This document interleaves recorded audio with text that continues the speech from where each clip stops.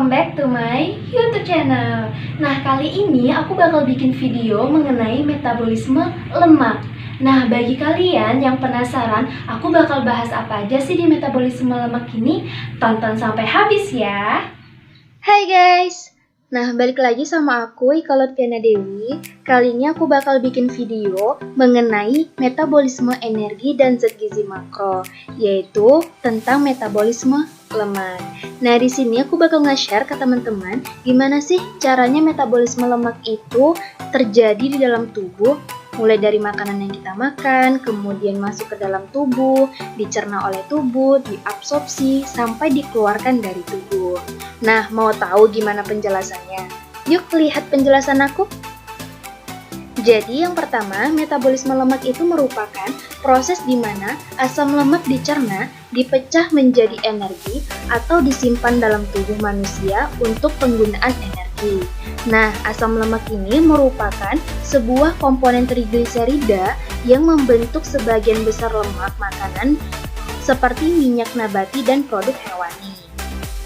Proses metabolisme lemak terdapat dalam semua bagian tubuh manusia, terutama di dalam otak. Nah, lemak mempunyai peranan yang sangat penting dalam proses metabolisme secara umum, di mana peranan lemak yaitu sebagai komponen permukaan sel yang berperan dalam proses kekebalan jaringan, sebagai lapisan pelindung pada beberapa organ tubuh, sebagai bentuk energi cadangan, sebagai komponen dalam proses pengangkutan melalui membran, sebagai komponen struktur membran, sebagai pelarut vitamin A, D, E, dan K, serta sebagai penghasil energi tertinggi. Hal ini dikarenakan 1 gram lemak setara dengan 9 kilokalori. Nah, untuk sumber lemak, kita dapatnya dari mana sih? Jadi, sumber lemak itu dapat kita temukan pada produk pangan hewani dan produk pangan nabati.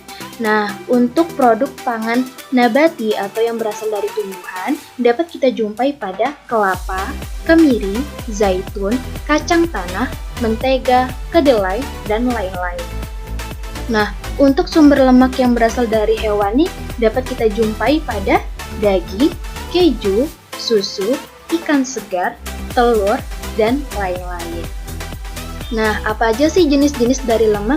Jadi, jenis-jenis dari lemak berdasarkan komposisi kimianya terbagi menjadi 3, yaitu pertama, lemak sederhana, di mana lemak ini tersusun dari trigliserida, di mana trigliserida itu merupakan penyusunnya adalah 1 gliserol dan 3 asam lemak.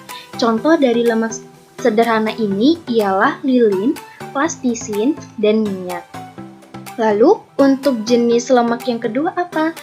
Yaitu lemak campuran, di mana lemak ini merupakan gabungan antara lemak dengan senyawa yang bukan lemak.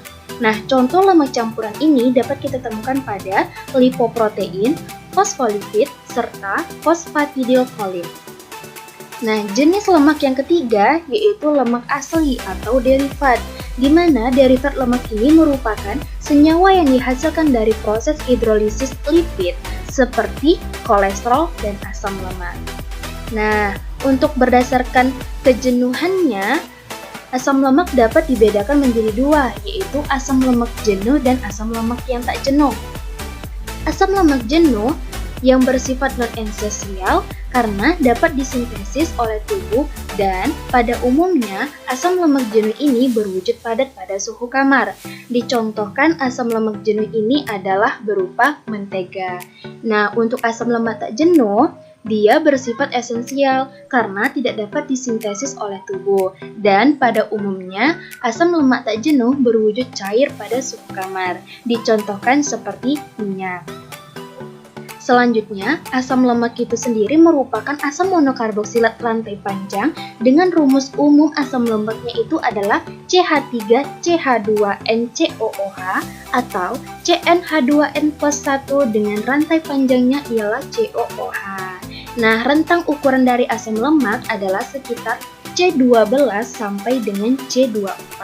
Asam lemak ini dibagi menjadi 2, yaitu asam lemak jenuh dan asam lemak yang tak jenuh. Asam lemak jenuh atau yang sering kita sebut sebagai saturated fatty acid merupakan asam lemak yang tidak memiliki ikatan rangkap. Sedangkan asam lemak tak jenuh atau yang sering kita sebut sebagai unsaturated fatty acid merupakan kebalikannya, yaitu asam lemak yang memiliki satu atau lebih ikatan tangkap. Nah, selanjutnya untuk asam lemak itu mempunyai dua peranan fisiologi yang sangat penting, yaitu sebagai pembentuk fosfolipid dan glikolipid yang merupakan molekul amfipotik sebagai komponen membran biologi, kemudian yang kedua sebagai molekul sumber energi.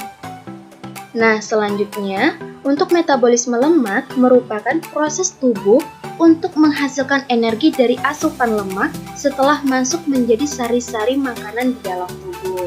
Nah, dalam memetabolisme lemak menjadi energi, kita itu membutuhkan bantuan glukosa dari karbohidrat. Karena itu, tubuh kita cenderung menuntut makanan yang manis-manis setelah makan makanan yang kaya akan lemak. Nah, lemak itu di dalam tubuh kita akan masuk ke dalam proses metabolisme setelah melewati tahapan penyerapan, sehingga bentukan lemak yang memasuki jalur metabolisme lemak adalah dalam bentukan trigliserida. Nah, trigliserida itu merupakan bentuk simpanan lemak di dalam tubuh.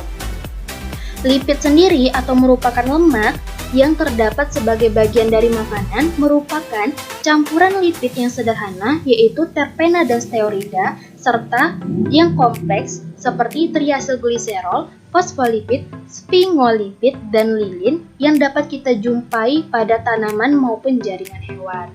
Nah, selanjutnya di dalam mulut dan lambung, lemak atau lipid belum mengalami pemecahan yang berarti.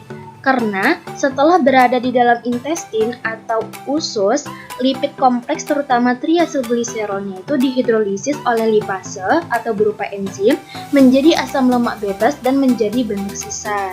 Nah, enzim lipase diaktifkan oleh hormon epinefrin. Enzim ini dibantu oleh garam empedu terutama asam folat dan taurokolat yang disekresikan oleh hati.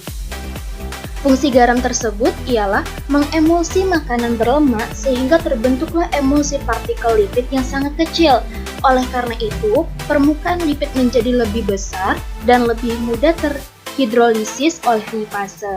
Namun enzim ini tidak peka terhadap larutan lemak yang sempurna.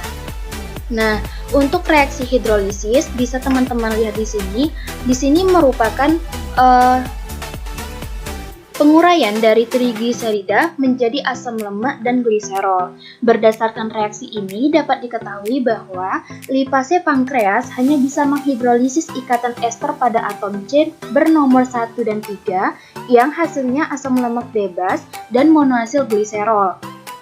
Dengan bantuan misal-misal garam empedu, maka asam lemak bebas, monoasil gliserol, kolesterol, serta vitamin membentuk sebuah kompleks yang kemudian menempel atau diabsorpsi pada permukaan sel mukosal. Senyawa-senyawa tersebut selanjutnya menembus membran sel mukosal dan masuk ke dalamnya. Nah, misal-misal garam empedu melepaskan diri dan meninggalkan permukaan sel-sel mukosal.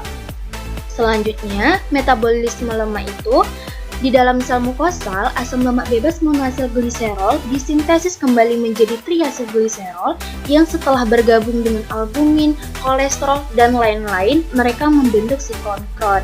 Nah, siklomikron tersebut pada akhirnya masuk ke dalam darah, kemudian sampai ke hati dan jaringan lain yang memerlukannya.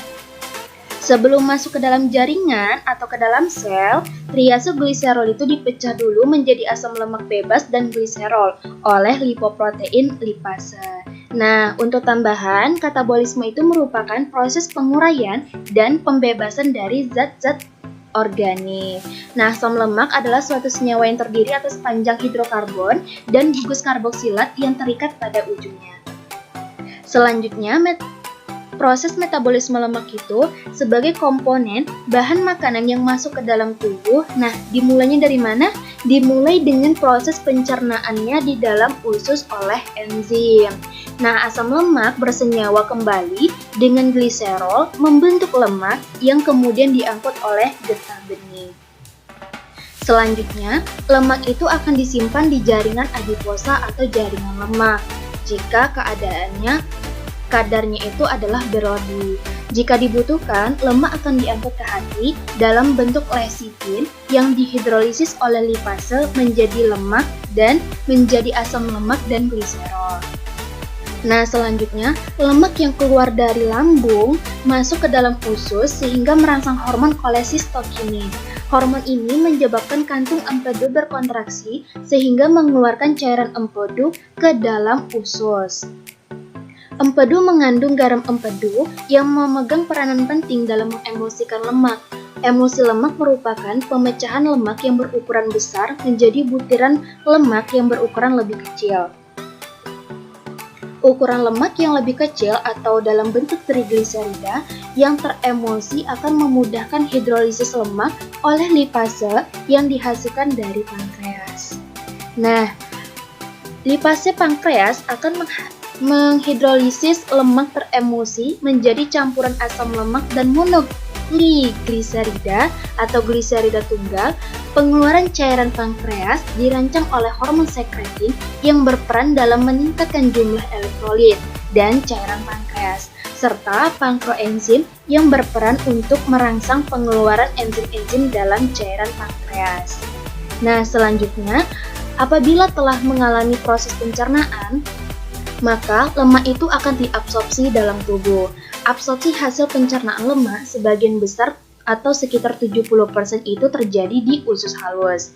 Nah, pada waktu asam lemak dan monogliserida diabsorpsi melalui sel-sel mukosa pada dinding usus, keduanya diubah kembali menjadi lemak, yaitu trigliserida dengan bentuk partikel-partikel kecil jaringan lemak. Nah, saat dibutuhkan, timbunan lemak tersebut akan diangkut menuju ke hati. Untuk lemak yang tidak diabsorpsi akan masuk ke usus besar dan akan dikeluarkan oleh tubuh melalui anus dalam bentuk feses. Nah, jadi itulah penjelasan dari aku tentang metabolisme energi dan zat gizi makro berupa metabolisme lemak. Nah, semoga video ini dapat mengedukasi, dapat memberikan wawasan dan pengetahuan kepada teman-teman, dan semoga video ini bermanfaat. And see you next my video. Bye-bye! Jadi, itulah penjelasan mengenai metabolisme lemak. Semoga video ini bermanfaat bagi teman-teman, and see you next my video. Bye-bye!